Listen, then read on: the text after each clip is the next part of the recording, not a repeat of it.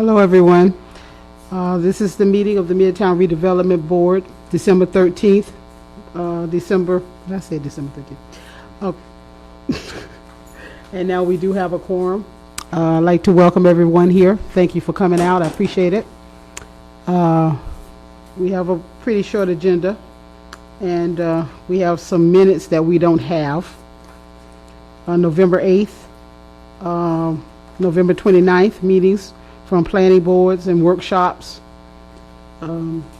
So everybody should have looked at the little minutes that we do have so that we can get some stuff going with that. Can we have roll call, please? Here.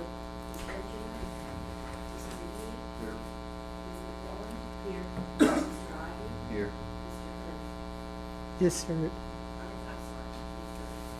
It's right there. We do have a quorum. I did receive a call from Ms. Benjamin. She had an emergency, so that's why she's not here tonight. Okay, that's fine. Please record that. Okay.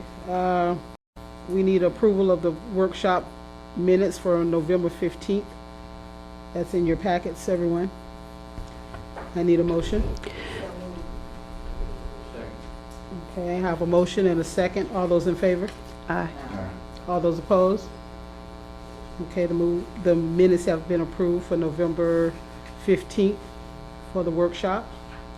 We're going to go on now to staff report. Code enforcement.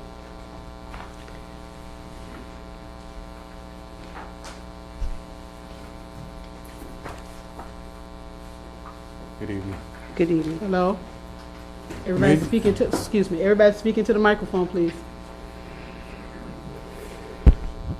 Go ahead. Main focus, as always, is the vacant lots and junk vehicles, which having some success removing the unlicensed and junk vehicles throughout Midtown. Vacant lots have been maintained and very cooperative with the many property owners with these vacant lots.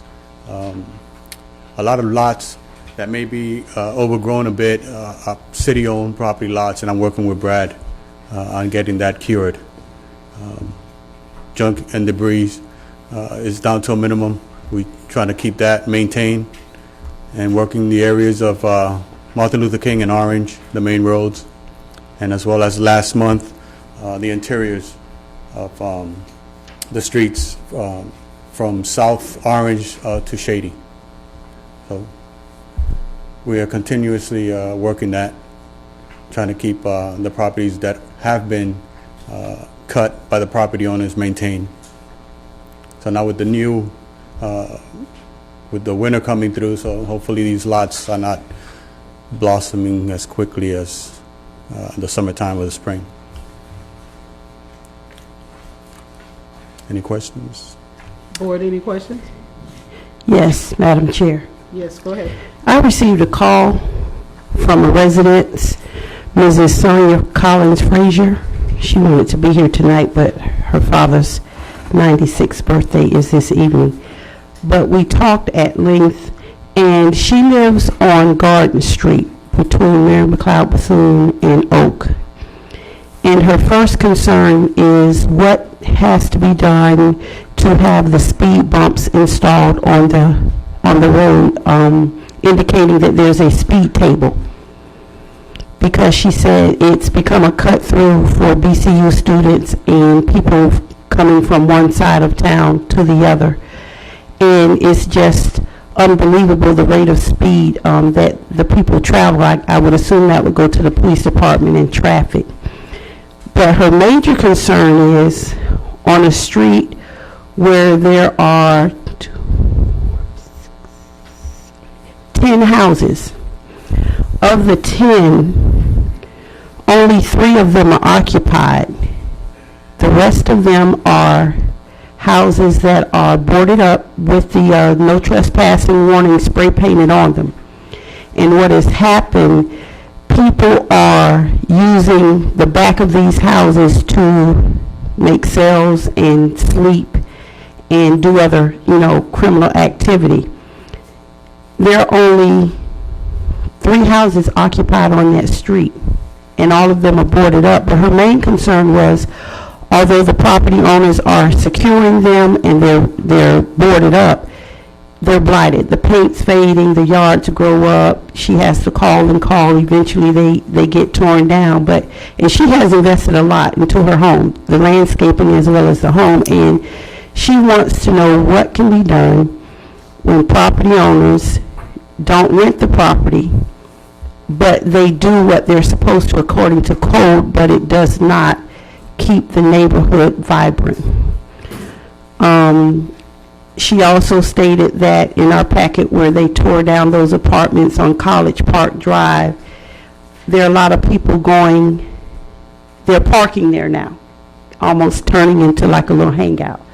It's an empty lot now.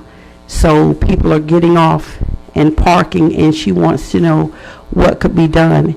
And I told her that I would bring her concerns to the board as to what could be done about the property issues. And she also wanted to know what could be done about a children playing sign, because there are children on both ends of that street, and it's just unbelievable the rate of speed that these people travel at on that short. It's not a long street, but it's short to where at the rate of speed they're going, if something happens, they're going into somebody's house. Well, with the speed bumps, Charles probably could assist me with that. Might have an answer for that. If he doesn't, then I will have to come back with you on that and get detailed information on installing speed bumps. So I don't have that information right now. The main focus is having these properties that are boarded up, maintain the yard. We don't want anybody back there doing any illegal activities, and having high grass and weeds back there is a shield for them. And that's our main focus with code enforcement, is to keep these properties mowed where you can have easy a view from neighboring properties. And I think we've been trying to do that since the beginning, since I've been here, is trying to keep these vacant lots as well as properties that's been boarded up mowed. On College Park, that building has been mowed, torn down, demolished, if you will, and I've been monitoring. I'm trying to now work with the owner on the corner of Oak and College Park, which is a vacant lot, and keep that mowed. And I've spoken to the property owner and keep it maintained. And we had that mowed on 2 different occasions. So just basically trying to keep that maintained. I haven't seen any vehicles parked on 214 College Park, which is where the building was demolished. I will monitor that and give you a better report next month on that. She stated that it's mostly down in the evenings, as people get off from work and everything. I could speak with my liaison and see if we could monitor that and keep people from parking on the grass. I have one question. Yes.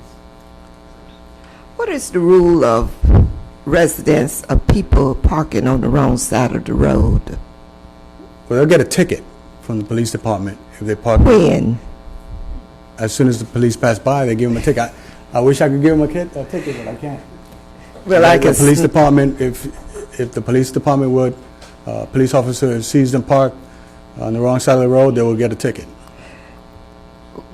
I am smiling because I know there's a car been parked 1.5 years, and the police pass by there often. What street and is other this? streets, that's on Loomis Avenue. You have a cross street? Division. Loomis and Division? Loomis and Division. Loomis and Marion, just right in that area. Okay, I'll address it and see if I And can get other assistance from the places too, liaison. but I just wanted to know, it's so obvious when they pass by and cars are parked on the wrong side of the road. it takes away from the neighborhood. Is it an inoperable vehicle, or it's a vehicle It that was- someone just... As far as I know of, if not, they have tow trucks. I'll check into it and email Mr. Bryant, and if you will, email, he'll get in contact with you on my findings. I'll take a picture and address it. That's not the only one, but I just wanted to know and call it to the attention of the police department.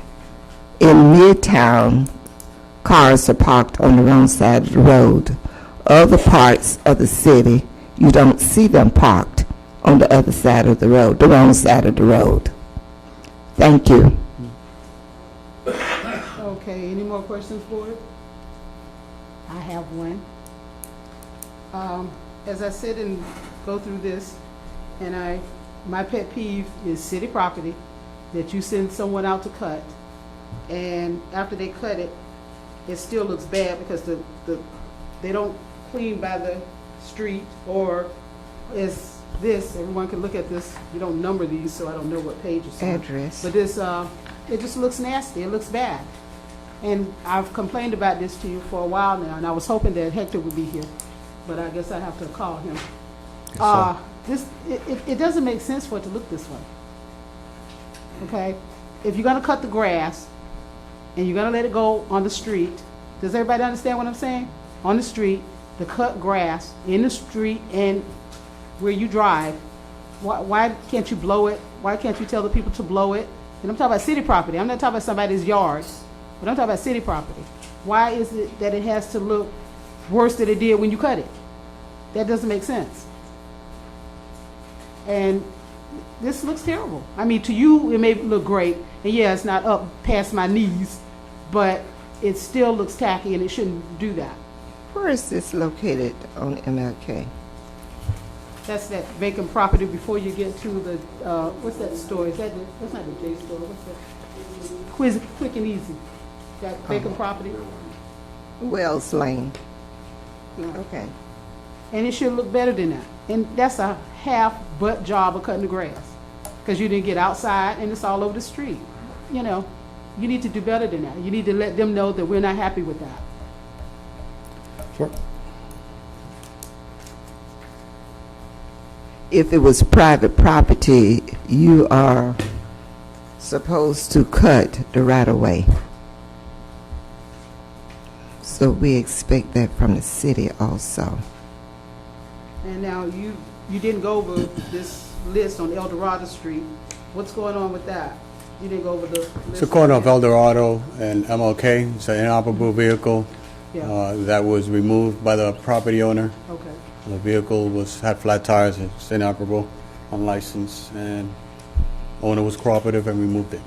Okay, now, is that tire place right across the street from there, is that place being kept up? Yes. Okay, that's good to know. All right. But I do want the property to look a little better when you cut it. So please pass that on, and this is my, third or fourth time saying something, so I need to have it done. And don't look at me like that. Pass it on. Thank you. Yep. Okay. There's, I got some of this stuff up there. I can't find what I'm looking for. Oh, here it is. Mr. Bryant, I need you to come stand up there, please.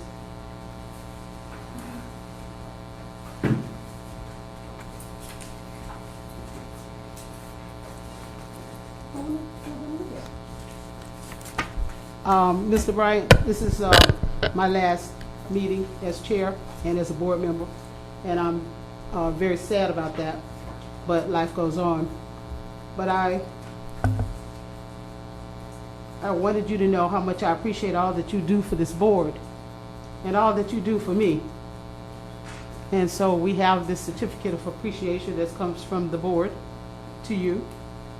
And I want you to know that we really love you and we're really going to miss you. So, come take this. You don't want me bawling and carrying on like a little 2-year-old. Okay. I'd just like to say thank you for this certificate of appreciation, and this is not your last meeting. You remain on this board until you're replaced, and that won't be until it goes before the city commission. So you're not going to get away that cheap, that fast. So for the record, you're still chair until you're replaced. Okay? Thank you. You might as well stay up there. You know where you're going. You know I don't need no tissue. I'm a big girl.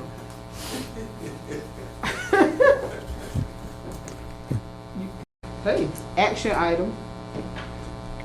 Okay. Action item. This is the action item number, which is number 5, recommendation to the Community Redevelopment Agency to approve the Midtown Master Plan. As you know, we've been working on this plan for, I guess, almost a year now, and we've had many meetings. We've had community input from the community. We've had input from BCU. Actually had a meeting held at BCU, and over the year, we've looked at several different versions of the plan. And at our last meeting on November the 15th, we tweaked it again. We did send some information to Professor Hoffman as to what we would like to see added to that plan. But tonight, we're here asking the board to recommend to the Community Redevelopment Agency to approve the plan that we have, that we finalized the final draft last meeting, a workshop meeting on November the 15th, 2011. Madam Chairman, Yes. it gives me great pleasure to make a motion to recommend to the Community Redevelopment Agency to approve the Midtown Master Plan that we've been working on for the past year. I have It's going to be subject to comments in the It's going to be subject to comments according to the last workshop. okay, so go ahead and Which we don't restate, have right now. Can you restate your motion? restate your motion to include, That I'm subject to the changes that, To include what changes? yeah, the changes that were made in the last, Okay. workshop. Again, it gives me great pleasure to recommend to the Community Redevelopment Agency to approve the Midtown Master Plan and to include the recommendations that were included on November 15th. Second. all right, I have a motion and a second. All those in favor? Aye. All those opposed? Okay, that's going on to, We did it. we did it. This has been a very, very long, hard process. And we all have, it's not perfect now. We ain't saying it's perfect, but it's better than where we came from, which was nowhere. So we're still gonna be working on this plan, and we're still gonna keep moving, and we're gonna, keep working on it. So it's not over. And Mr. Bryant, as I said, you have been so great to help us to do this and get started. And Mr. Ivan, my boo-boo baby, he has been just great helping. All right, Reed, you've been good too. You've been a sweetie too. So we got to keep going though. We got to keep doing some things with this plan, keep tweaking it. And now it goes to the CRA on the, 21st? No. Oh, that's not good. Well- Why? All the work is done for the 21st. That's out the door. For that agenda has already been approved, and so no, not the 21st. It would be sometime in January. We could have a presentation at that time for the CRA. We'd have to have a CRA meeting. You have to have a presentation first before it goes to them? No, the intent would be to have a couple things. If we have Professor Huffman down here, we'd want to have both a community meeting where the community could look at the plan and start to have a discussion about what are the next steps, as well as this board, and also the CRA. So we would try to make a full day of whatever is arranged. In the past, we've used the Dickerson Center for the community meetings, and we may want to think about doing that as well as a formal presentation with the CRA. Okay, this plan does not go any further unless we get approval from the CRA and the city commissioners, right? That's right. It has to go through those steps in terms of getting their approval, and then we are going to start looking at incorporating goals and policies in the redevelopment plan as well to make it more of once the plan is official, and we've only had one plan approved in this millennium since 2000, and that is the Riverfront Master Plan. And if this were to get approved, right now it would be the second approved plan that we have in redevelopment. Okay, go Where's the ahead. date of that meeting? We don't have a date set yet. We don't have a CRA meeting scheduled yet. We have to get approval for a scheduled meeting. Once we know there's an action here, then we can start the next step. So when is the next CRA?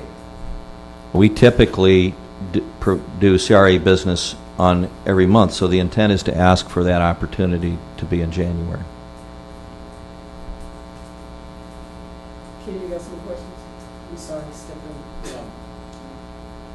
Not really, I was suggesting that I don't know if we should bring it up now or be under board comments. Okay, go ahead. Ms. Allen. No, I'm like Ken, I'll wait for it. Any other, because I was thinking that we would do, I don't want this plan to sit on the shelf, y'all. But, one thing I realized is we don't approve the action, which is a good thing.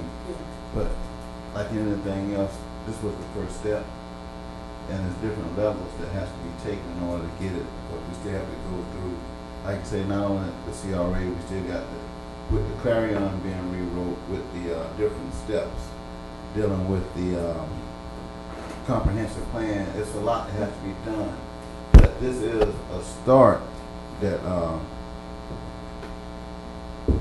that has never been done. So you know, from the perspective of knowing how government works, this is the first step. So Is the mic on? I, Is the mic on? is your mic on? red light on. Okay. He says the red light's on. Can you still hear him? Okay.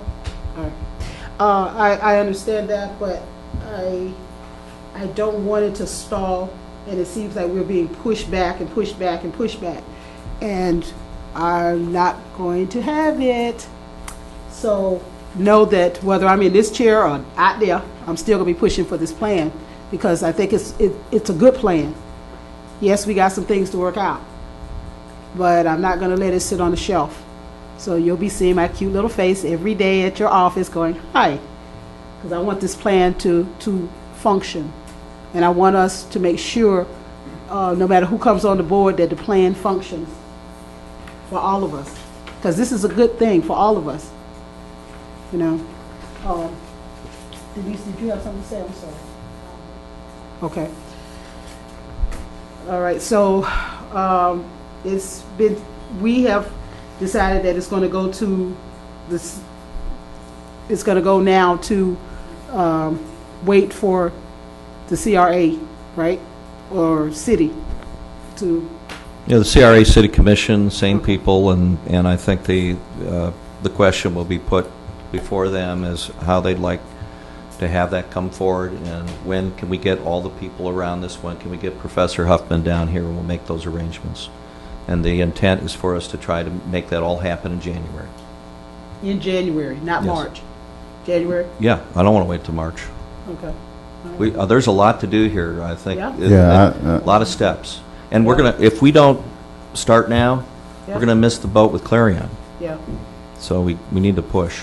and that's the thing. Say that again? We're going to what with Clarion? We're going to miss the boat with trying to tie all this Okay. master plan with Clarion. We want to get all of these pieces moving now, no different than what we try to do with the E-zone, start moving that forward. Okay. And then we have to also make sure that it's with the comprehensive plan too. Right, So when exactly. do we start working with that and getting some priorities with the comprehensive plan?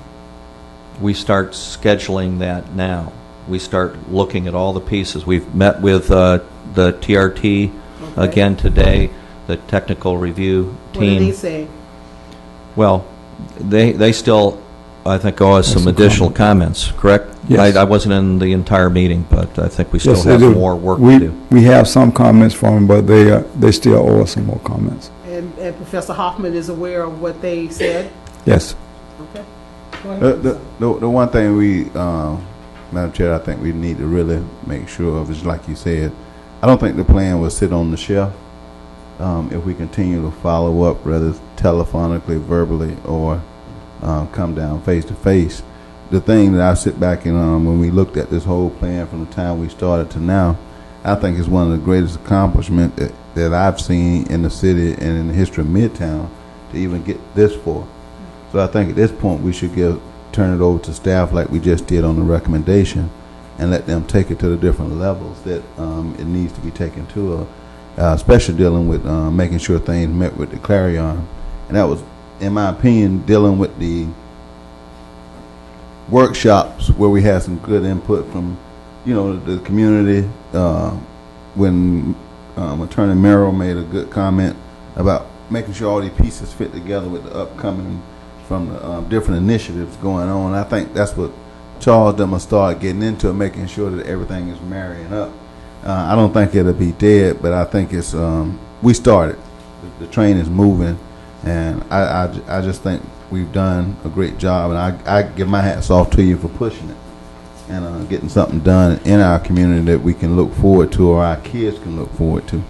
So I think if you stay on top of it and the board stays on top of it, I'm like you, whoever's appointed, stay on top of it. I think it'll be a great thing. It's a tool that can guide our community and make change to the community, and with the right people buying into it, I think it'll work.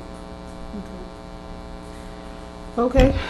Well, I'm very proud of it. So, another step. Okay. Now we have Mr. Pete Gamble and Mr. Emery Counts.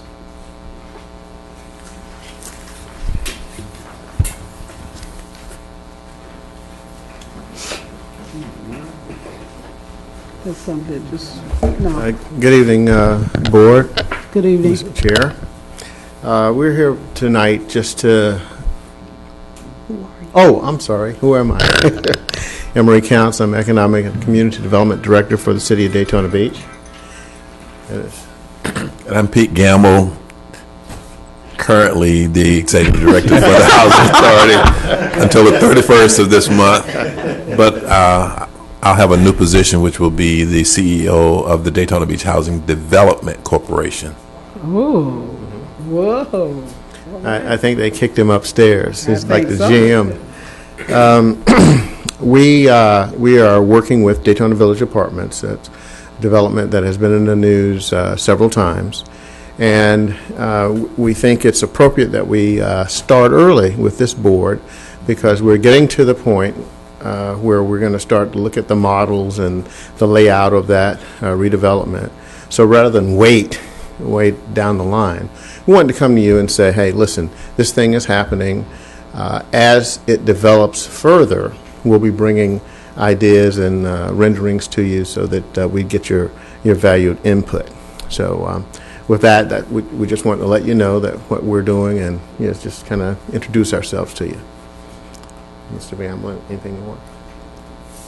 Not much to add. It's just that, as Mr. Counts stated, we've been working on this Daytona Villages development for probably a little over 2 years. You've probably been hearing about it for a year, but actually a year before that, he and I were working on this.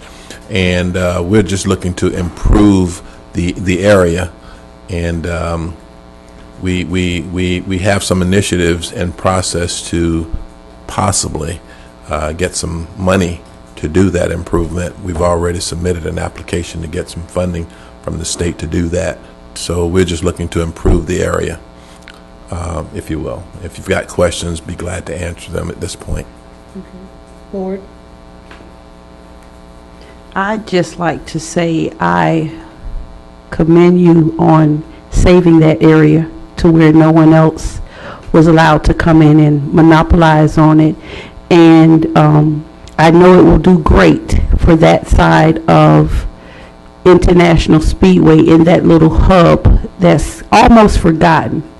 That's another cut-through street, but I'm sure it's going to do wonders with our plan according to the different styles and things that we want to see brought forth with the architectural and everything. And sad to see you go, but congratulations on the other hand, and thank you for, I know this dream, I know it'll become a reality, and it'll be a beautiful project. Anyone else? I too would like to commend you for all you do and all you have done. And I understand that's a hard job some days. And you need tissues? but yeah, you're going to be the CEO. All right. It's pretty good. We're proud of you. Yeah. I'll mention one last thing regarding Mr. Gamble. Yes. He is going to be the CEO, and one of his chief responsibilities is to shepherd this project through. So I wanted to mention that, and we look forward to coming back to you. We value your input. We want to get it right. Okay. Yeah. So Just couple quick questions, Mr. Campbell. Will it be still under the housing authority, or will it become a private venture where it creates a taxpayer? It will not be under the housing authority. You heard me mention the development arm. It will be under that arm, so it will be definitely paying taxes. Oh, that's great. Now, is your thing, you're going to That's tear great. that down? I'm sorry. No, I'm just saying that's great. It's you say my thing, it's our thing. Yeah. We were basically directed by the state Okay. to tear it down. Okay. So we had no choice in that matter. We originally were going to just renovate those units. You may or may not know that we discovered asbestos on the site, and that, kind of just threw the whole thing into chaos. And so we're currently, as right now, removing the asbestos, and we've been doing it for about 3 months. It's a long process, and right now it looks like it's going to be another 2 to 3 months before we get it all out, and then we can do demolition at that point in time. So probably around March, April, we'll have demolition started, probably before that, but the asbestos will all be removed by then, and then we'll start looking at plans for, I call it Halifax Park 2, Villages at Halifax 2. So we want something very similar to what we have along ISB to complement the area. Oh, great. Okay. What's your anticipated groundbreaking moving in date? That's a tough one. As I said earlier, we've submitted an application for funding. Right now, the earliest I believe we'd hear about the result of that funding is like May, June timeframe. So definitely nothing would, as far as construction, new construction would happen before then. Well, that sounds wonderful. We look forward to the progress, and congratulations. Thank you. thank you, board. All right. We look forward to hearing from y'all. Okay. The redevelopment project update. Mr. Bryant.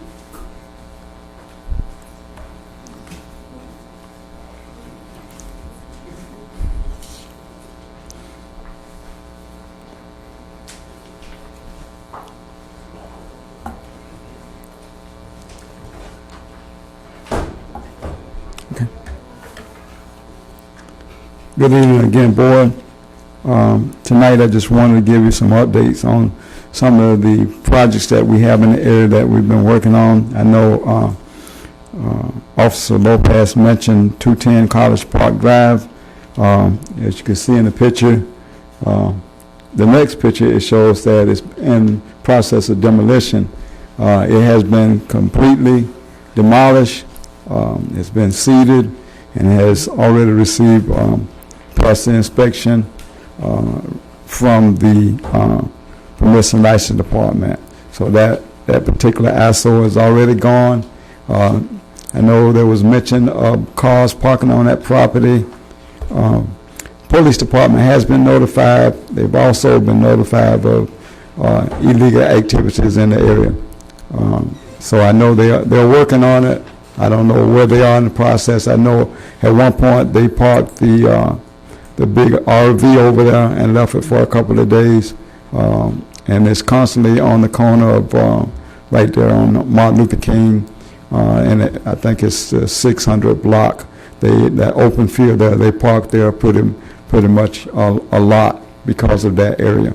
So they are aware of what's going on in that area.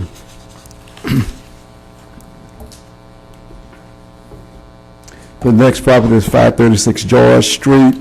This particular property is on our demolition list. It's a property it's on an off street. It's kind of back and hidden, and you really have to dig deep to find it because there's not a lot of houses back in that area. I know on my tour from respondent and the Volusia County Health Department, Dr. Phillips, we did go down and look at this particular property, so it is on our demolition list. It's so overgrown with high grass and needs to be cut. Okay. And my last two slides depicts the Christmas decoration on Martin Luther King Boulevard. I did receive, on Mary McLeod Bethune Boulevard, I did receive calls about Martin Luther King. We still have the issue with the light poles with Florida Power. They won't allow us to put anything on their poles, and frankly, I wouldn't want to put anything on them because they've already got too much on them. And if we put some decoration on them, we might have a huge fire or something that's set off because there's a lot of wires running down Martin Luther King Boulevard on the Florida Power poles. So we're still working on the Christmas decoration issue. We do have some up this year, and hopefully we'll be able to one day get some lighted Christmas decoration. We're going to continue to work on it. We looked at solar lighting as an alternate. They're very expensive right now because everybody is using them. So we're going to continue to look at those as a source for Mary McLeod Bethune. Well, my thing is with our decorations, I've been on this board for 6 years, and I think 5 of those years we've been trying to get decorations. And I feel that it's really pretty poor that we don't have Christmas trees and light decorations in the Midtown area, but you have them downtown. And I feel that, and maybe I'm wrong, I understand how we pay and all that stuff, but I think when you buy for one, you should buy for everybody. Because these kids, our kids, my kids, need to have Christmas decorations also. And it's not fair that, we look like we're over here somewhere. We're part of Daytona Beach, and we're part of the city. And I think the city has, as usual, forgot about us. And it's going to be my thing to work on this to make sure we have Christmas decorations for next year, because I think that's pretty poor. Ms. Bryan, going back to 210 College Park Drive, if I'm speaking of the blue house back there, I noticed there was a fire there. It has been burned and everything. How long will that stand there before the owners of the city do something about it? That particular property we had it boarded up as a result of the fire. We was trying to work with the homeowner. That property, I don't know the address. I think it's not on College Park Drive. It's the street over Garden Street. I think that property is also maybe on our demolition list. I'm almost sure it is, because we've had several complaints from people going in. As a matter of fact, when I sent the guy over to have it boarded up, we had to call the police department to get people out of it. They were still using, although it was burned, they were still going in there. And so we were able to get it boarded up, and we have to take it to the city commission. It is on the list for demolition. There's a window, if you see it back here, it needs a board put back up at that blue house. In this, the before picture, when I spoke with Ms. Collins, we walked around, and I don't know how they ripped that board now, or if they're taking it down and putting it back up. But Okay. right here, Mr. Bryant, that board was missing, and that was probably how they were getting in. But it's 3 houses in a row that are boarded up right in front of her property. This picture here was taken before we actually had it boarded up, so it should be boarded up, because when he boards them up, it's kind of hard to get in. Continuation. Speaking of FPL poles and the different wires and things on the poles, I'm still concerned about flyers, advertisements, and things being on the poles, whether it's Midtown, wherever. They're still stapling them on the poles. And as I told you, I would love to see something done to the businesses that are doing this. If they don't have money to advertise, don't advertise. It just makes the place very tacky. I think she's talking about the shadow signs and stuff that just pops up all in the area. Yeah. But also, I want to go back to something that the chairman was mentioning, and that's dealing with the Christmas lights in Midtown Daytona. It's like we're I always call it like a little Beirut situation. When we, even if you come across Nova Road on ISP, I can't believe with the investment that we made, and we keep talking about the signs and different things, that we can't put anything on these poles, even the new poles in the areas that were lit up. Our kid, that's the main corridor of the city, and for us to not have any symbols of Christmas and different things like that, I think it's embarrassing to our community as a whole, and it really probably shouldn't come out of Midtown budget. It should come out of the city budget. But I'm hoping that because of all these red light cameras, and I'm a victim of 2 of them so far, I would like to see my money spent in Midtown, because it outlines Midtown. So that's something, when y'all in y'all budget negotiations, that we got to give something back to Midtown. So, and it may be small, but even when the races start, we'll start seeing Speedway stuff all the way down International Speedway Boulevard. But at Christmas time, the only area y'all think we have, well, I don't mean y'all, but only area the city thinks that we deserve Christmas signs are on Mary McLeod Bethune for 2 blocks. And we got a whole community. So at some point we really do need to start looking at that, because we have kids throughout Daytona that deserve to know that we can light up Daytona just like they light up UCF and light up other areas throughout Florida. So I just wanted to say that, Madam Chair. Yes, I'm glad you're saying that. And what we're going to do is continue to work on it as early as January. I'll be meeting with Helen Rieger, and I had talked to her earlier about, she's staff, by the way. What is Helen's job? Cultural Services. Cultural Services, and she helps with all of these different things on the poles and stuff.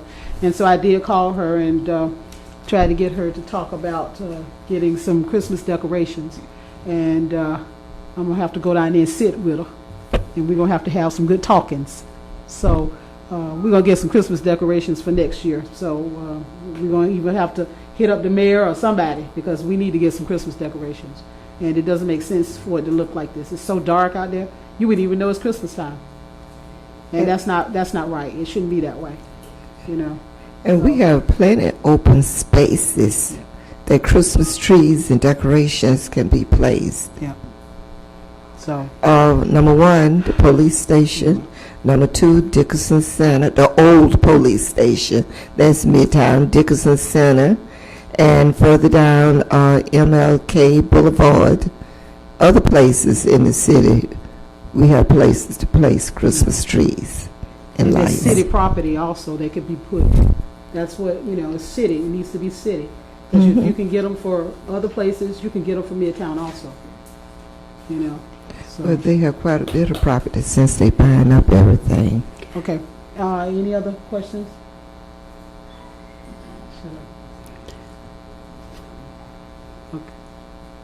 I would like to know if we, getting back to the signage, I've seen the bridal show, junk car, fix your credit. I love Fifi, but it's still a sign that's not in city order. It's the ones you just stick in the ground. And they just keep popping up. Is it because they haven't been told or warned? I mean, they're out right now. Well, that's a code enforcement issue, I would think. So they have the authority to remove them when they see them? Yes. Yep. Okay, well, they're back up. The next posters and bill fairs that advertise the concerts and the club parties, there are some poles around here that are dangerous, that if people lean on them in certain areas on MLB, where they staple them and they remove those staples, and they're using the strong staples. These poles are bad, you know, for people that have to wait for a bus or just walk by. And sometimes, due to the elements, the stuff is still stuck to the poles. So I understand what Ms. Hurd is saying about the poles. I did my little weekly drive from Beachside to this side, and I was just amazed at the beautiful decorations on Seabreeze and ISB and Main Street. And I was like, wow, is it a budget thing? Or is it we have not because we ask not? And I've been on this board long enough to know I've seen these decorations on Mary McLeod Bethune again. And as Mr. Ivy said, once you come off 95 and you hit International, it's just bright, bright, bright, bright. And when you hit Tuscarora Park and cross Nova Road and past BP, it gets dark, and we hit BCU area and it's light, and after Checkers, it's dark again. So I understand what you say about some streets throughout development boards being well lit from one end to the other. And why can't we have that? Because look at the Tarragona Arch, all of the lights that are on it, city property. Why can't some of that be on the corner of the Dickinson Center property, Christmas trees? We have enough parks in our area and property, and I'm sounding off Mrs. Hurd, to where we should see some Christmas spirit throughout Midtown, but we don't. And I guess that's something I guess we as a board need to address the city as to how do we go about getting some of that decor put into our neighborhood. My next concern was, what is it going to take for us to, I know we've talked about the poles that are on Mary McLeod Bethune, the black antique poles with the sign holders. What is it going to take for us to do a project on Mary McLeod Bethune where we won't have the issue, I'm sorry, with Martin Luther King, but what is it going to take for us as a board to get those installed to where we can see some beautification on Martin Luther King? Because if I'm not mistaken, Mr. Ivy and Mr. Sam had issues with Florida Power and Light for Bike Week, and all they wanted to do was hang up a banner, saying, welcome to Biketoberfest, and they were told, no, it went back and forth. So as a board, what is it going to take for us to have the posts put on Martin Luther King Boulevard so that we have signage not just on Mayor McLeod Bethune in the outer edge of International, but Martin Luther King Boulevard? And I understand budget-wise, we've been told earlier in the year that these street posts, they're quite expensive. But I think that would alleviate us being combative with Florida Power and Light if we had the poles that we have here installed on Martin Luther King Boulevard. That would relieve us from connecting and having fire issues. Madam Chair, Mr. Bryant, whoever wants to address that. Mr. Bryant. The two issues that you brought up, one with the poles on MLK. We've been talking about that, and as I understand, correct me if I'm wrong, Mr. Berger, the reason why we haven't embarked upon putting those poles on MLK is because of the construction, the plan for construction that we have that's going to redo that area. If we put the poles down, then they're going to have to probably take them up or something to that effect.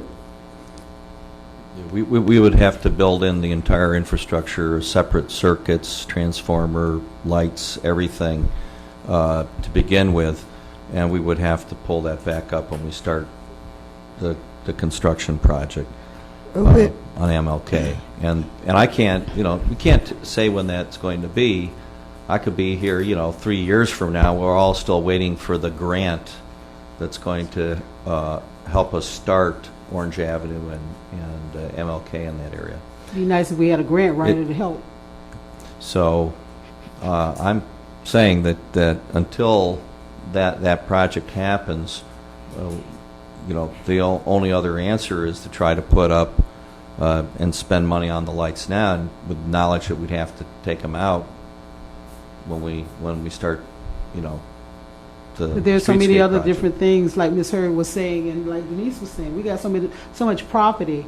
If we could just get some lights Yeah. and put some lights up and make it not trashy now. We ain't going trashy.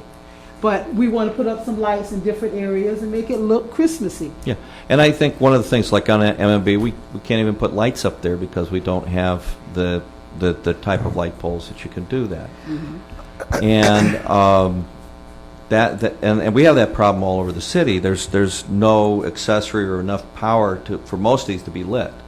Okay? But there is things downtown. There is on Main Street and there is on Beach Street. And Seabreeze. All And those places are lit Is pretty Seabreeze nice. lit up? They're lit from top to bottom, and they have Okay. this beautiful garland that swirls the pole from top to bottom, and it's lit as well as the top. Okay. I don't know if that's solar or if it's plugged into the post I'll assume running. it's plugged in. We have, we're looking at some solar products. So I think what we should do, so that we don't lose this issue while we're after the beginning of next year, we should come back and bring you what our alternatives are in these different places. Because we may not be able to do anything in MLK now, but we can look at these other areas. Okay, and you're going to do that January, your first meeting in January? I don't think so, Why not? because by the time we'll need some lead time to do that. Charles, do you think you can pull something by then? I don't think we'll be able to do that. No. Give us February. Yeah, February. Okay, the first meeting in February, we need to have some feedback, costs, and what it's going to look like, and the board needs to make a decision on what they like. Okay. And I'll be here. That's ridiculous. It just really looks bad. Ms. Ponder, Yeah. I can understand about the pole lights and all of that. But just a large Christmas tree at the Dickerson Center, there on the That was my next issue. Go ahead. We've tried that. And what- We've tried that. Yeah. Those trees have been destroyed. The rental companies won't even rent us a tree because we've had trees down there. Yeah. They've been destroyed, lights, tree, everything. For, I think, 2 or 3 years, we've had trees down there, and they've been destroyed. We have problem getting the rental companies to rent us the trees that go there. because we rent the trees, then we have to give them back to them. And when they get them back, they damaged and to the point that they won't rent trees to us. But we have to think of something and maybe put something out there. And you know what? My thing is, Board, I was telling somebody that because somebody was telling me about the Christmas tree. Regardless, if it's taken, if it's damaged, then we replace it for the next year. Because these kids and all of us need some Christmas. So if it gets destroyed, oh well. We need to have the Christmas tree. I understand there's some issues with that, and unless y'all plan on standing out there, things happen. But we want a Christmas tree. We want some Christmas decoration. That's what I was saying about lights,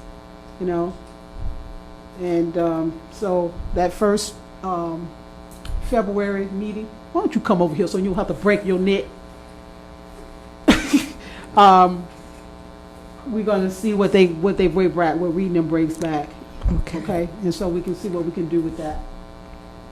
So this won't happen, and I'm tired of it happening every year. It doesn't make sense, So that's where we stand. Okay. Do you have anything else, sir? I just like to wish the board happy holidays, Merry Christmas, and a Happy New Year's. Same to you. Okay, we got public comments. 3 minutes. Yes, John. Do we have a time on that? No. John We ain't gonna Nicholson. talk that long. We'll stop it. Yeah. Go ahead. John Nicholson, 413 North Granville Avenue. Denise, Ron McLemore. So if anybody asks you about a sidewalk being broken, potholes, Ron McLemore. About the speed bumps. A woman wanted to know about a speed bump over off of Keach between International and Orange Avenue because people were cutting down. He had it there within a week. So you may want to talk to Ron McLemore. He's pretty good about that. Secondly, you brought up the Christmas decorations. Bad thing to bring up. Ask Reed. I already reamed him off on that one. We paid $125,000 out of Main Street CRA I funds. understand. We got 2.5 blocks. That's it. Right in the middle of nowhere. And then we got 3 blocks down Main Street. If you go down Main Street, we don't have any decorations really from A1A to the ocean. None. That's where a lot of people are. We don't have anything from Hollywood to the river. They put it right in the middle of the street. So I'm griping that we don't have decorations. You're talking about your decorations. It came out of Main Street. So if you want to pay for yours, you pay for them and you put them anywhere you want. But we're talking $200,000, $300,000. That's a lot of money for the decorations you want, and I don't think you want to spend that kind of money. I know we're upset about 125. I think the city has the money, given that we can spend $125,000 for an ice skating rink. No, the ice skating rink is $200,000. I don't care what it costs. They did it over on the beach side, and so with all the cameras that sit over in Midtown, It has nothing to do with the cameras. I'm just saying what I care about. Okay, but you have the funds in your account. Let's don't go back and forth on that, what we need in our areas, John, because when I sit back and look at some of the things that happen throughout the city, we will never be able to match what they do in downtown, across that river or anything. So when you come up here saying, well, this need to come out of this or that, let me tell you where it needs to come from. It needs to come out the city budget to make Mill Beach. And that's what this board has been advocating for. That's what we're going to continue to advocate for, whether we get it or not. Okay. But that's where it needs to come from. It does need to come from there. We don't have the businesses that you guys have. So let's face it. Whose fault is that? You have the businesses, put them in there. I'll tell you what. Okay? John. Thank you. Midtown, if you want what other people are getting CRA, then do you, John. CRA. Okay. General funds is general funds. Thank you very much. Have a Merry Christmas. Anyone else?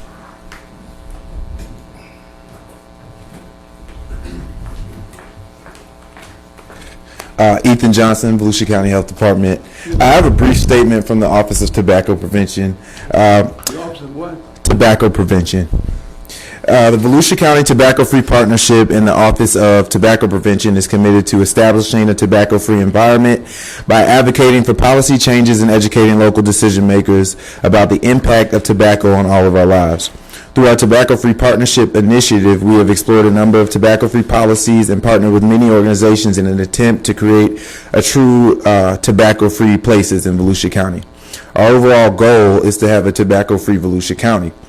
Each year, an estimated 443,000 people die prematurely from smoking or exposure to secondhand smoke, and another 8.6 million live with a serious illness caused by smoking. 88 million non-smoking Americans, including 54% of children aged 3 to 11 years, are exposed to secondhand smoke. Even brief exposure can be dangerous because non-smokers inhale many of the same poisons in cigarette smoke as smokers. As we know, the Midtown Redevelopment area is home to one of the most underserved, disenfranchised populations in Volusia County. The troubles of the Midtown community are well known, and among the long list of resources that are lacking in this community are tobacco control and cessation services. Although this information is being presented to you at the end of the planning phase for the master plan, the Tobacco-Free Partnership, in collaboration with the Office of Tobacco Prevention, would still like to extend a helping hand during the implementation phase. We'd like to encourage all the new businesses and organizations, especially those who are important components of the redevelopment plan, to seek guidance from our office. Our office can be used as a resource for businesses who wish to become tobacco-free. We offer educational services, educational literature, and smoking cessation programs that help individuals quit smoking. Establishing breathe-easy zones and smoke-free environments in the new Midtown will lead to an end result that is mutually beneficial to all involved. If anyone present has any further questions pertaining to the services our office offers, please contact us at 386-274-0601. Thank you. Thank you, Mr. Eaton. Any more comments? Martin Tooley, 640 Marion Street, Daytona Beach, Florida. I'm here because, granted, there's a lot that we are hearing that can be done. The problem is that we have to figure out a way to get the city to work together as a whole, because we've been splintered too long. I lived in Midtown all my life. I was there when it was called Newtown. And we have some things that we need help with that, regardless of what other parts of the city are doing, we need help with some things. One of the biggest concerns that I have is, yes, there is a very big dichotomy going on around here. We're talking about the different things that are happening over on Main Street, and we might as well be honest about it. Midtown is almost 10 years behind everybody else with things that are happening. And that is something that we have to do to straighten out. One of the things that I would like to suggest, I don't know how many people would be in favor of it, why can't we get with some of the other redevelopment boards and see what can be done to work together to bring about a solution, to bring some type of to kind of bridge the gap some, see what can be done. Because we might as well be honest about it, when it's time for grants, some of the main areas that are included in grants that are written is Midtown. And some of the fewest grant monies are spent in Midtown. And that's just a fact. So there's some things that I agree with what the board has been doing. I applaud the board for getting the planning going. We have some work to do. One of the biggest things that I look at, and I'm sure the city does too, is that 9 times out of 10, it's the squeaky wheel that's going to get the oil. Maybe somebody needs to squeaking more than just the board. So one of my goals for the next year is to start getting more people doing some squeaking, because the board has been trying and more needs to be done.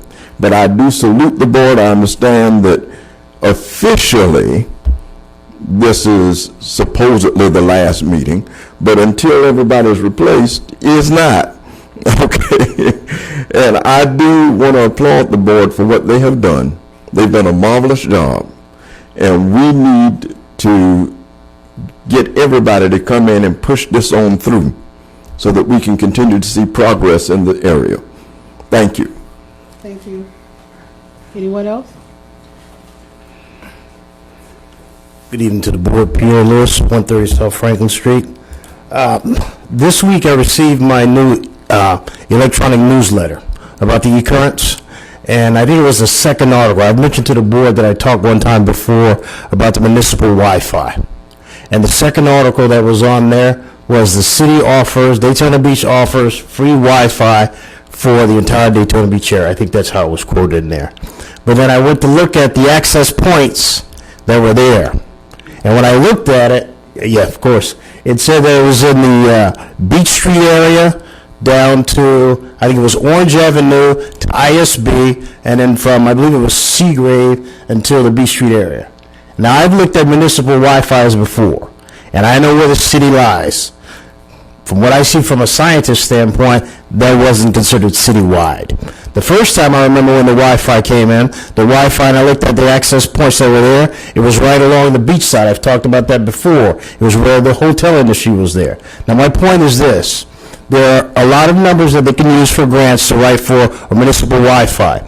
Now, when we look at the residents, the ones that are in the particular areas that reside in the Midtown area, they're low income. They tend to be the ones that file for a lot of the unemployment. They tend to be a lot of ones that file for a lot of the services. If the city would put more access points in those areas, those residents would have access to those services. A lot of the DCF and some of the agencies, they don't allow them to come to some of those places to get some of that access. So they tend to come to some of the neighborhood network centers that we have within our area right there. I don't know, I haven't seen the budget costs. I don't know what it does actually cost to put those, what they call parabolic antennas that are in those areas, but somehow know they figured out the cost to put that Wi-Fi in that area, and they figured out the cost what was needed to put that Wi-Fi along the beach side, but they didn't factor in the fact where you have more residents that need obviously access to those services that are available for them, to file for unemployment, to file for that, and even taking it one step further for the young people. These young kids today, it's a digital generation. We know that digital divide is out there. They receive homework, they receive work, and the first thing that is on there is to tell them that you need to go online to research this. So if we don't provide or make some provisions to provide for that, we're further pushing them that far back because they may not have that. So at least, if nothing else, when we go into the next year, when we're looking at what has to be provided, if we're going to provide a citywide and municipal Wi-Fi, then it really should be laid into the plans that we'll provide it all over.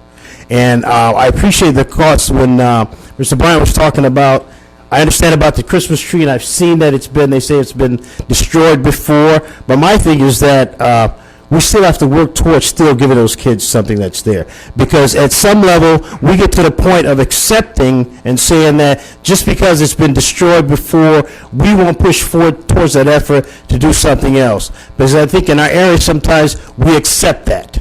And at some point, we have to get to a level and say, we won't accept that anymore. Anybody that knows me knows I'm a fitness guy, so I'm at that Dickerson gym in the mornings at 6:30 in the morning, and guess what? We accepted that in that gym.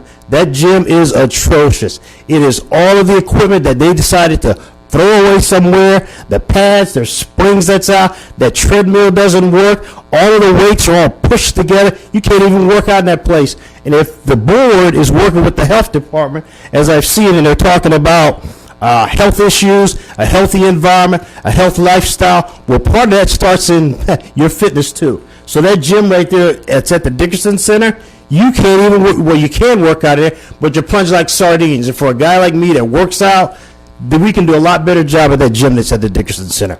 Thank you. Anyone?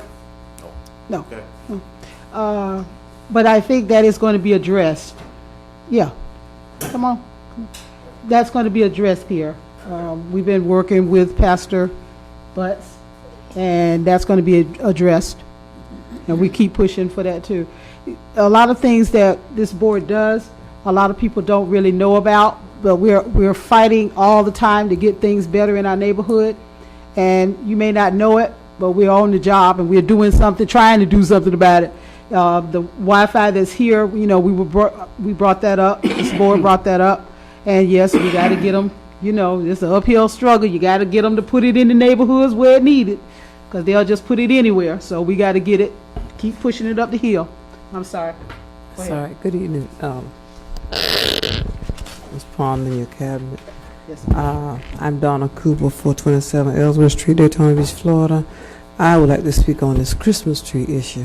I agree with everything Mr. Imus said, and all of you, not all of you, but Mr. Imus and Miss Denise McMillan.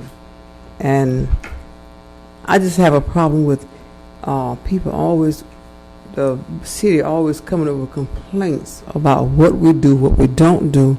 But every time I come to a meeting, whether it's this meeting or another meeting, it's always about the beach side, beautifying the beach side, beautifying Beach Street, making sure Beach Street shine. What about Martin Luther King? What about Mary McLeod Bethune?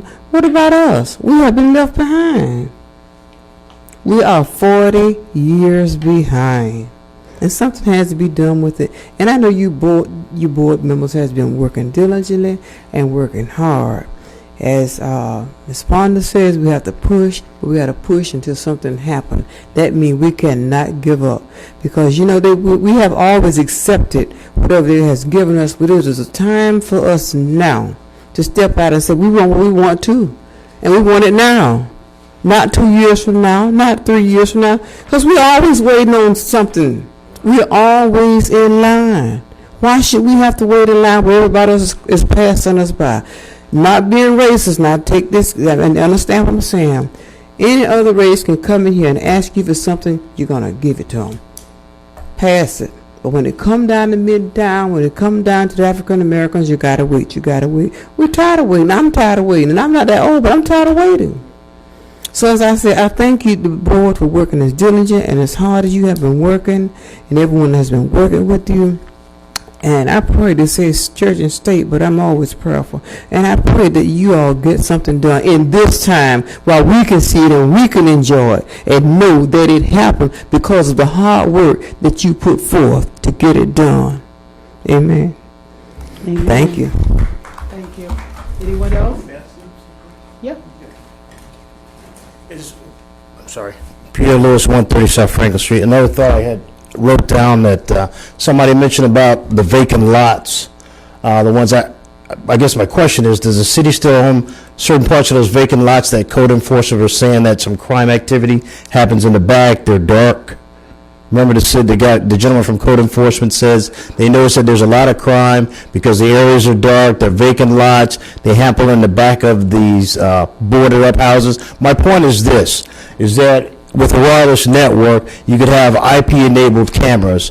Now, you can't have it obviously in the general public area, but in places that are actually owned by the city, you could have IP-enabled cameras that would just, it would capture images and it would capture information, and one little sign that lets people know. We know that the police can't be everywhere, but in this day and age of technology, technology can enhance that, and it can act. I really believe that it can act as a deterrent if we would look at that possibility in some of those vacant lots that the city owns. Okay. That's a good idea, Pierre. Thank you. Oh, you got on your citizen I hat. got my citizen hat on now. James Hartford, 341 Weaver Street. I'd like to ask the board, now that the city commission has overruled you in reference to the convenience store on Martin Luther King Jr. Boulevard, are there going to be any plans to work with the owners of that property for you all to either purchase it or work with them to make that business successful? I mean, it needs to be addressed because you all have thrown the gauntlet down, that you don't want the business in the area. So hopefully at this point, since it has been approved and they must be permitted, they must follow the rules and do what they need to do to get open if they choose to do that. Are you all going to actually work with this business to be successful? Mr. Bryan will address that. Members of the board, I've met with the owner of that property on 3 different occasions, as late as yesterday. At this point, he doesn't want to do anything in the community that's not wanted by this community. That's what he said. Again, he really said that again on yesterday. Going forward, we have ordered an appraisal on that property. Once we receive that appraisal, we should receive it prior to the end or the first of the year. We will, and we have an opportunity to look at that. We will meet with him again and hopefully be able to offer him some type of price within the appraisal amount to purchase the property from that particular property owner. But we met with both of the property owners at the beginning, Reed and myself. I met with one of the property owners on 2 different occasions, like I say, as late as yesterday. So he is interested in selling the property. He knows the city is interested in purchasing from him. I did explain it to him again, the process that it takes for us to get the appraisal and get that back so we could review it and perhaps offer him some type of amount for that particular property. Mr. Brian, can I ask what will you intend to do with the property once it's purchased? When we look at the plan, we're probably going to demolish that property, and we're looking to use it basically as a commercial property along MLK.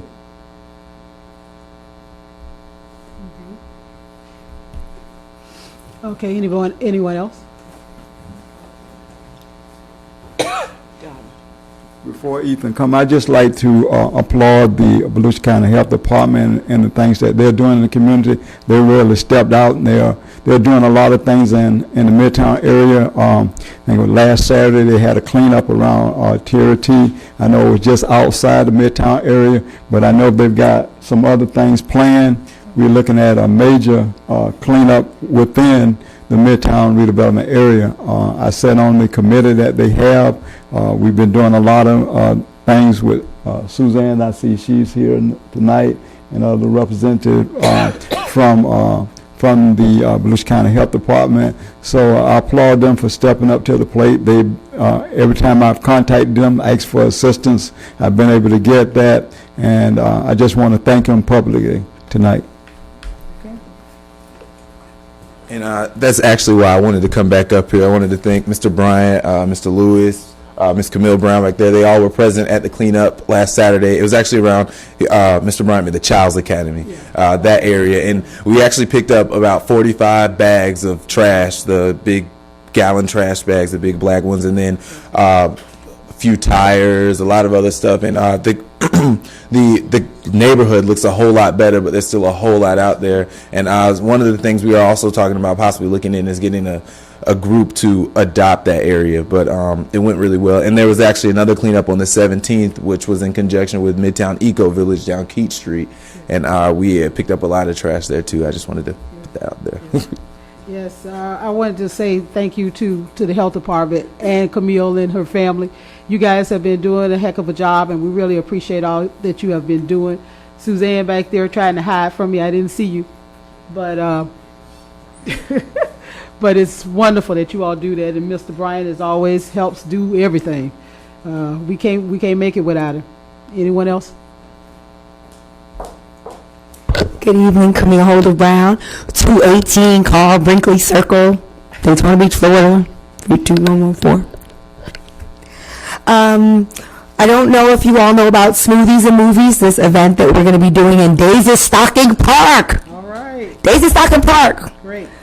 All the fees and everything associated with it. Yes, still events going on. And Halifax is is one of our sponsors, and we're going to be providing vegetarian food plates for free.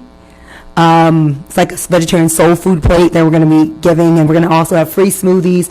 We're going to have popcorn and veggie dogs and stuff that we'll sell, but the bulk of the food is free. We can't feed the homeless because the city says we have to charge for something. Okay. We're going to have a Soul Train line. I know you've been wanting to do that. And we're going to have free Zumba lessons. We're going to have a DJ, bounce house. It's going to be nice. We're going to be showing the documentary Forks Over Knives, which is about the food we're eating and how it's killing us. And so we're going to be having food demos, and people can really, a lot of information, Black Nurses Association, high blood pressure, checking Black people's blood pressure. And this is something that we plan on doing once a month. That's the vision for it. Right now, we have Bright House and a couple sponsors that want to take this under their belt as a project that they want to support. But we're having an obstacle because we're not a 501c3 officially yet. I am asking the Midtown Redevelopment Board to think about investing in Midtown Eco Village. It's going to cost us like $400 to apply for our nonprofit paperwork. We have the narrative done. Someone volunteered for us and got that stuff together. So please think about, investing in us so we can be, legitimate 501c3 so we can apply for bigger funding to make more events in our community. That's all I have to say. Thank you all, and I hope you all come out this Saturday, December 17th. Event starts at 3 p.m. It's going all the way till 8 p.m. We're going to have lots of giveaways. We have a 16 by 9 jumbo screen we're showing the movie on, and it should be a whole lot of fun. Thank you. Have you got your food insurance yet? Yes, we do. From Hunters, we sure did. Travis, we sure did. And I went to the business thing at the Daytona 500 today. I'll follow up. All right. Thank you. Did you have fun? I did. Daytona 500? Yes. Yeah. Anyone else? I'm sorry. We get all personal here, but that's okay. That's what we are. Personal.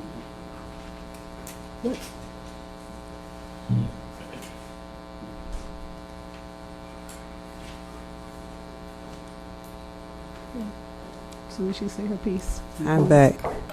In response to, what was this man's name?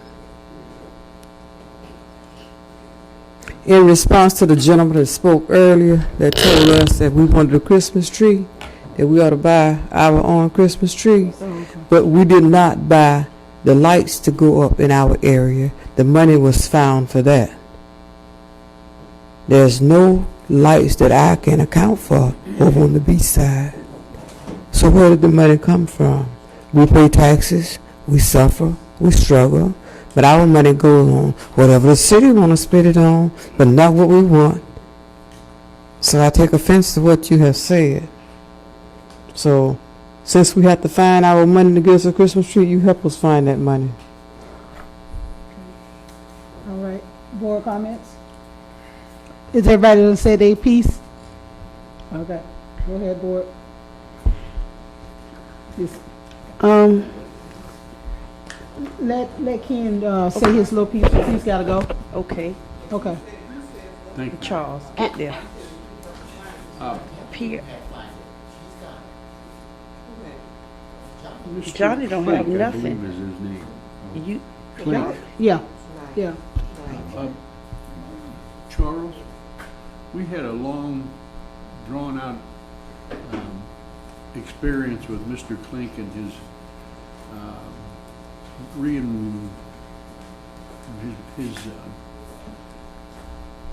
the business that he has down there in Marion and Live Oak, I believe. Yes. And he's supposed to have everything concealed. Fences, and that's in accordance with an agreement. And I listened to him the other night when he came in here, he was complaining about something. He was complaining about outside storage. That was passed. It was outside storage.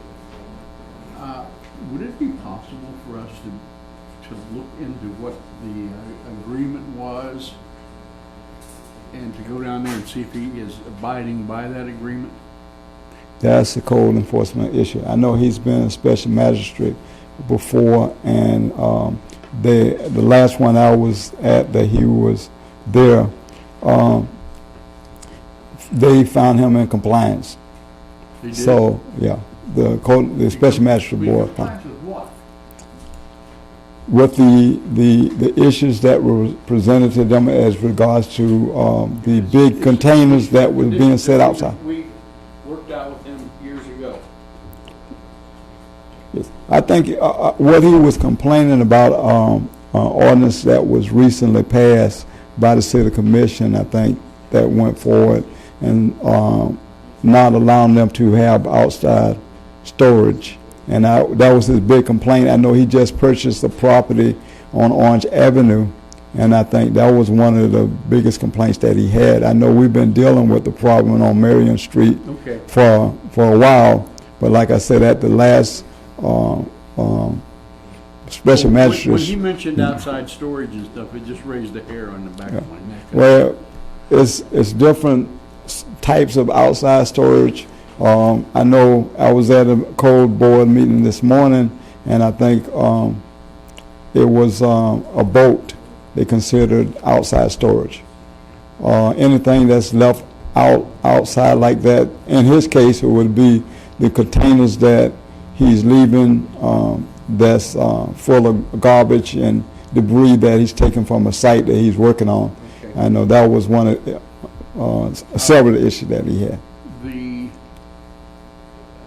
lot on ISB, it said paved parking lot just west of what used to be the Ford dealership.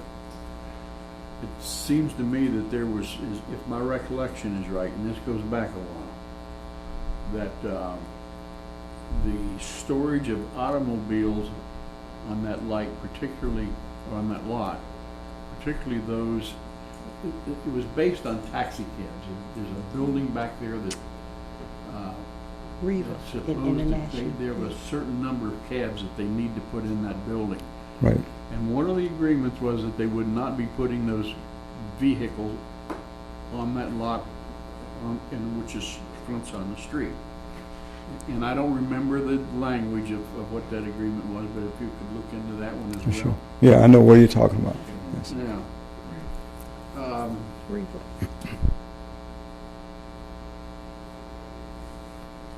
We had a street sign issue many months ago. The reason I bring that up is that we've had signs or posts and signs and poles and signs tonight. Whatever became of our street sign issue? Was it determined that we can't afford it? It was too. We looked at the different signs. We looked at the ones like they had in Holly Hill, and I did bring back some prices, some quotes to the board. Those poles was like $1,000 a piece, and it was determined that that was more than we could afford. I just was following it up. Can we make sure that the issue that, we have approved our master plan, but I'm still very interested in trying to get some street circles or some traffic circles. Is there anything we can do just to give us the language to allow us to do that before it goes? Because it took the beachside folks, you probably only know, 7 years to get that trail. That's going to be part of that next discussion as far as policy in the redevelopment plan, that's something that's important. You can place it there. Absolutely. Absolutely. We had a discussion at our, I don't remember where, there's a workshop, but Ms. McMillan asked a question about a use that could be put in a neighborhood center, and it came to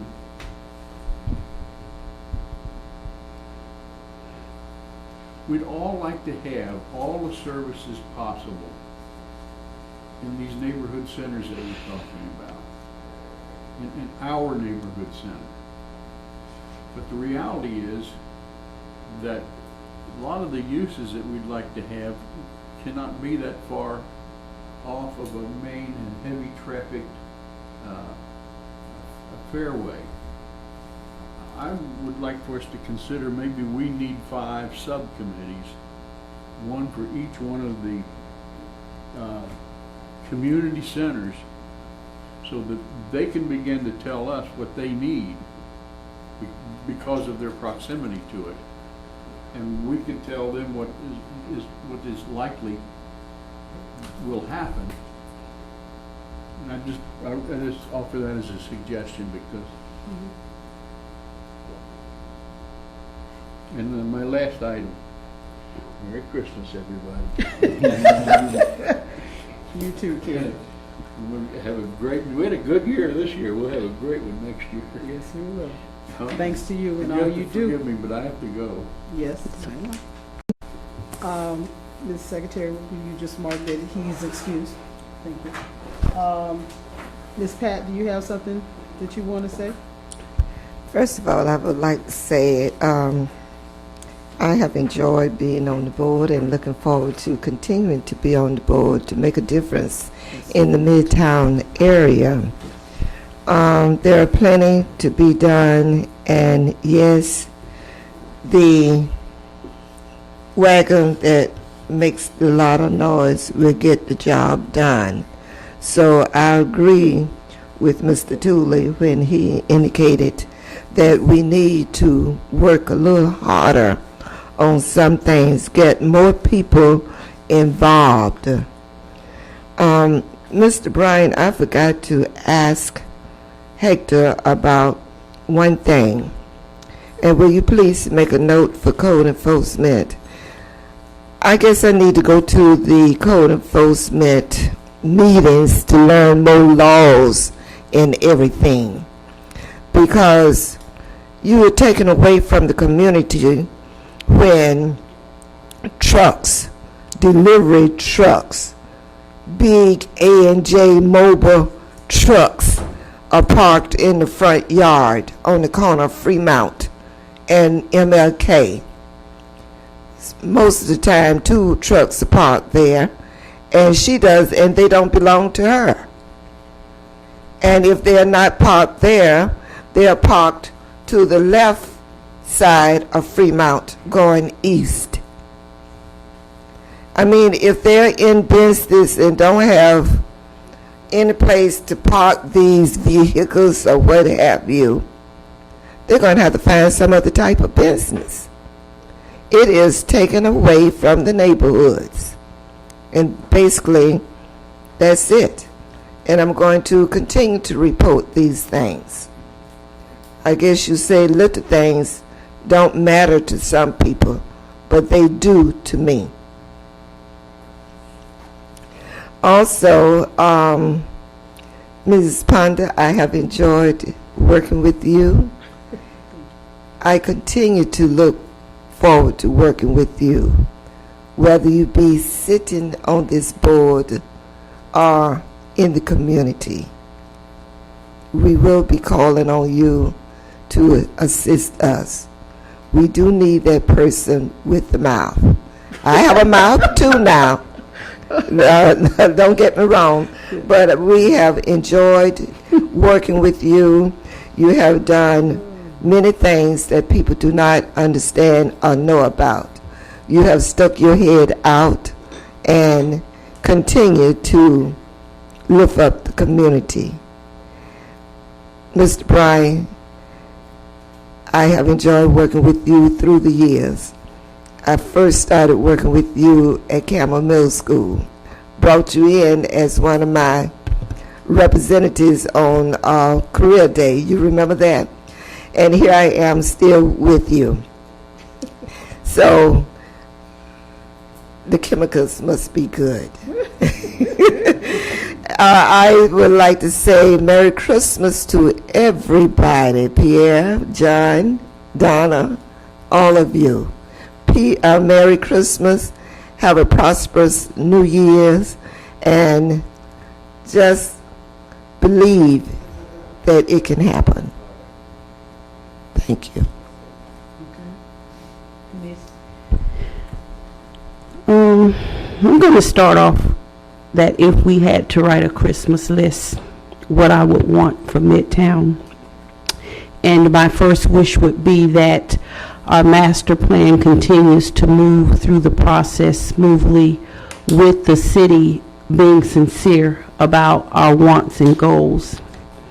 And number 2 would be that the board members continue to fight, not for self-glorification, but fight for Midtown.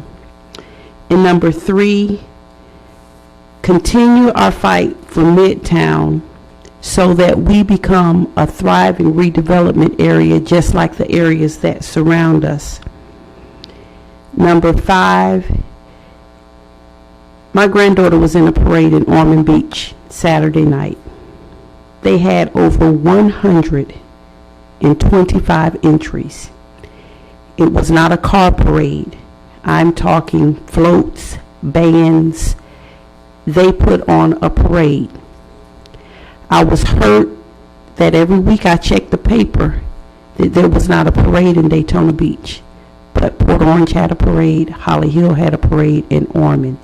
Last year we had a parade in the park. Community need to take back and do the things that we need to do in our community for our people. We have the Dickerson Center. If our children want to attend an Easter egg hunt, they have to go all the way to Derbyshire. If they want to go to a fall festival, they have to go all the way to Derbyshire. If they want to attend a Christmas tree lighting, they can go downtown, they can go to the river, they can go on the beach side, they can go out to the mall, but they don't have any of those community events in Midtown. This issue about a Christmas tree,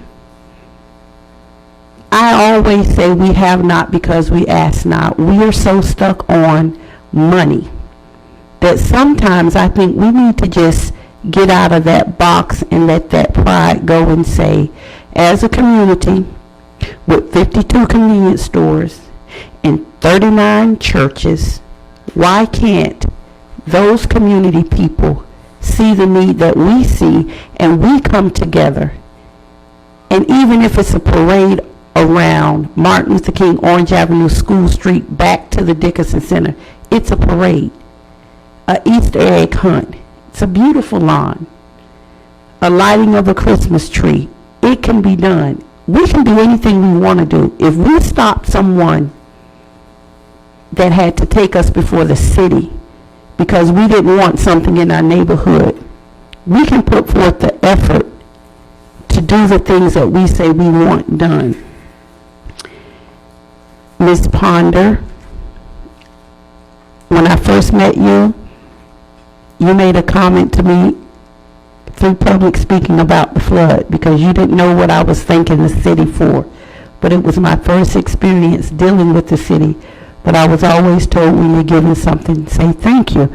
And my word was, whoa, she is bold. She does not bite her tongue. I have learned a lot from you. That if you keep quiet, people won't take you serious and they won't listen. Reed, thank you.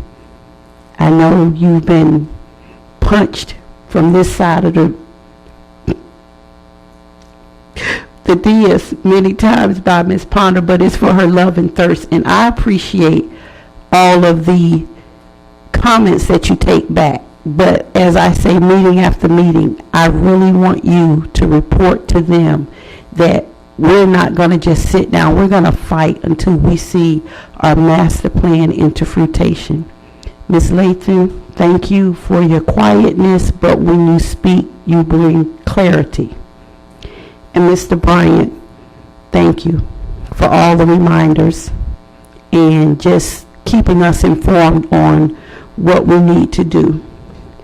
And I'm going to ask, I'm going to throw the separation of church and state that God bless us all to move forward with our fight in 2012 with Midtown. And one of the things that I would love to see in 2012 is for our Midtown sign that says, welcome to Midtown or Midtown Redevelopment. It was started, it was physically, I just want to see us accomplish that one thing, and regardless of where it goes, it is something that lets people know you have entered into Midtown. And that's my wish, for us all to be on one accord and that we're taken sincerely and our fight continues for us to have the type of redevelopment area that Midtown used to be. Thank you. It's a hard act to follow. First of all, to you, Ms. Ponder, whether it's your last meeting or not, I too echo that you have done a superior job. You fought the fight. You brought things to this community, especially to me, to city of Daytona. You're well-known, well-respected. That I have seen, and I've been on a lot of boards, military, and I know what it takes to get things through, and you have brought something to this community that I think will really be appreciated. And I'm not going to beat a dead horse to death. I would like to also think, because we're at the end of the year, and whether I'm on the board next year or not, I would like to thank Reed. We did accomplish some things together. We had our differences, but we still came together as one. Attorney Latham, we also had our differences, but we still got things done, and I want to wish both of you a Merry Christmas. Charles, when I sit back and look at the certificate of appreciation, although it's just a piece of paper, I know it's not enough, but for what you do for this community, until God calls you home, you'll be a blessed man. And I really thank you for everything that you've done, the way you have done it, the weight that you carry is unbearable. So I want to thank you to the community for the support that we get, and it's starting to pick up. I would like to thank the community and wish everybody a happy holidays, a Merry Christmas, and a Happy New Year. Okay. And the weight that you carry, Mr. Bryant, is me. And I know you'll be getting that till the day you leave here. Just want to thank the board members for all that you all do and make me stronger, because there are some days that and Charles knows that I get a little tired. But it's my community, and I'm going to fight all the time for my community. And as you all know, and people didn't know, we don't get paid for this. And the work that we do, and all the great people I've met, Suzanne and Ethan and the Browns and James Harper and Miss Donna, Pierre, even John Nicholson. I thank you. I don't always agree with you, and sometimes I don't like you very much. But I want you to have a great Christmas. And I want you to come back even stronger, because when you say stuff, you make me stronger in fighting you and letting you know you're wrong. But, Reed Berger, we've had our ties, because we're going to continue to fight and do what we have to do. And we're going to have to keep pushing you to do better, too. Because you know some things that we need. And you still ain't going that ride along to the convenience stores. And I'm calling you out. So the new year, you and Charles need to go. Okay. That's about it. And everybody have a good Christmas and come back stronger. Can I get a motion? Madam Chair, I'd like to make a motion that we adjourn our monthly Midtown Redevelopment Board meeting. So moved. All those in favor? Aye. All those opposed? Good night.